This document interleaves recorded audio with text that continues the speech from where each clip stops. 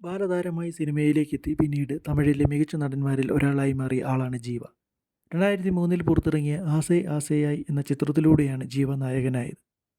മോഹൻലാൽ നായകനായ കീർത്തിചക്രയിലൂടെയും മലയാളികൾക്കിടയിലും ജീവ ശ്രദ്ധേയനായി. തെലുങ്കിലും ഹിന്ദിയിലും ജീവ തൻ്റെ സാന്നിധ്യം അറിയിച്ചു.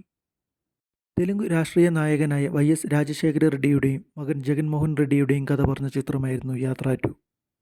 ജഗൻമോഹൻ റെഡ്ഡിയായി ജീവ വേഷമിട്ടപ്പോൾ വൈ.എസ്.ആറായി എത്തിയത് മലയാളത്തിൻ്റെ സ്വന്തം മമ്മൂട്ടിയായിരുന്നു.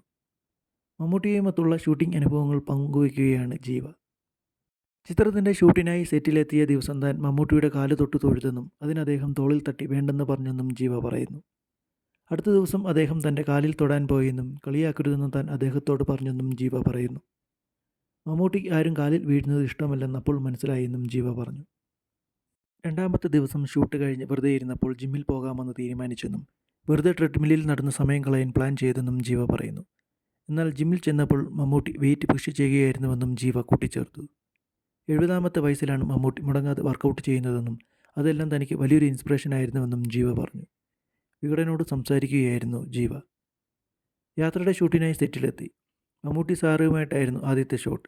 അത്രയും സീനിയറായിട്ടുള്ള ആർട്ടിസ്റ്റിനെ കണ്ടപ്പോൾ ഞാൻ അദ്ദേഹത്തിൻ്റെ കാല് തൊട്ട് തൊഴുതു. എന്നെ എഴുന്നേൽപ്പിച്ച് തോളിലൊക്കെ തട്ടി. ഇതിൻ്റെയൊന്നും ആവശ്യമില്ല എന്ന് പറഞ്ഞു. അടുത്ത ദിവസം ചെന്നപ്പോൾ അദ്ദേഹം എൻ്റെ കാല് തൊട്ട് തൊഴുതു. കളിയാക്കല്ലേ സാറേ എന്ന് ഞാൻ അദ്ദേഹത്തോട് പറഞ്ഞു.